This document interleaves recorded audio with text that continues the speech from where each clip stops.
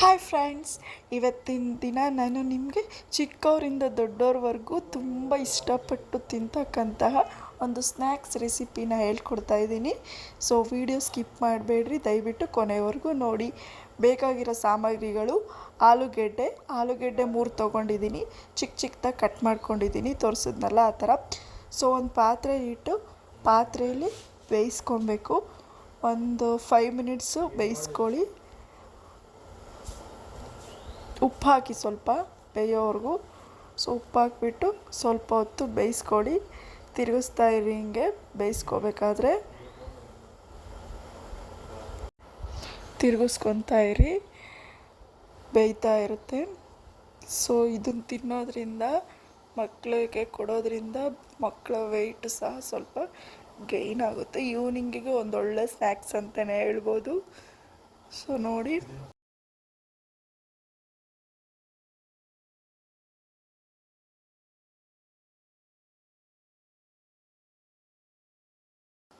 Cotton ಬಟ್ಟೆಗೆ ಹಾಕಿ ನೀಟಾಗಿ dry ಮಾಡ್ಕೊಳ್ಳಿ. ಅದಾದಮೇಲೆ ಇದನ್ನು ತೇಲಿಸ್ಬೇಕು.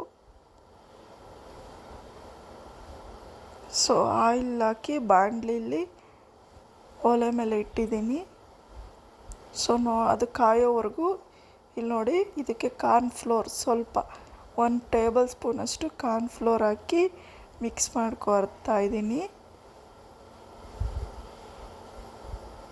ಚೆನ್ನಾಗಿ ಮಿಕ್ಸ್ ಮಾಡ್ಕೊಬೇಕು.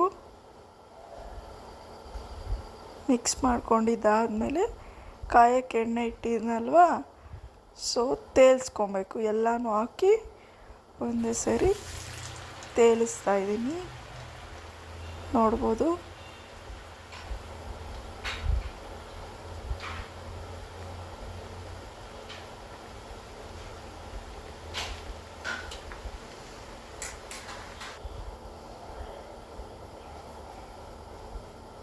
ಈ ರೀತಿ ಕಚ್ಕೊಳ್ಳುತ್ತೆ, ಬಟ್ ಆದ್ರೂ ಓಕೆ. ಆಮೇಲೆ ಸ್ವಲ್ಪ ಕಾದಿದ್ದಾದಮೇಲೆ ಬಿಡುತ್ತೆ ತಾನಾಗೇ. ಸೊ ನೋಡಿ, ಬೇಯಿಸ್ತಾ ಕರಿದ್ಮೇಲೆ ಈ ಥರ ಆಗುತ್ತೆ. ಗೋಲ್ಡನಿಶ್ ಕಲರ್ ಬರೋವರೆಗೂ ಚೆನ್ನಾಗಿ ಎಣ್ಣೆಯಲ್ಲಿ ತೇಲಿಸಿ ನೋಡಿ. ಈ ಥರ ಗೋಲ್ಡನಿಶ್ ಕಲರ್ ಬಂದಮೇಲೆ ಸೊ ಒಂದು ಟಿಶ್ಯೂ ಪೇಪರ್ ಮೇಲೆ ಹಾಕಿ ಆರಿಸ್ಕೊಳ್ಳಿ. ಟಿಶ್ಯೂ ಪೇಪರ್ ಮೇಲೆ ಯಾಕೆ ಹಾಕೋದಂದರೆ ಎಣ್ಣೆ ಎಲ್ಲ ಹೀರ್ಕೊಳ್ಳುತ್ತೆ. ಸೊ ಆಯಿಲಿನೆಸ್ ಕಡಿಮೆ ಆಗುತ್ತೆ.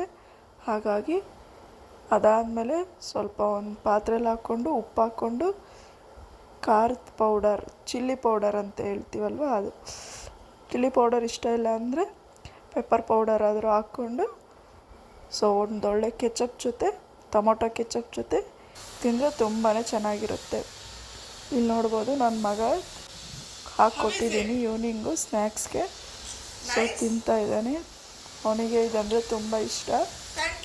ಸೊ ಥ್ಯಾಂಕ್ ಯು ಅಮ್ಮಗೆ. ಥ್ಯಾಂಕ್ ಯು ಅಮ್ಮ. ಥ್ಯಾಂಕ್ ಯು ಅಮ್ಮ. Love you. ಓಕೆ.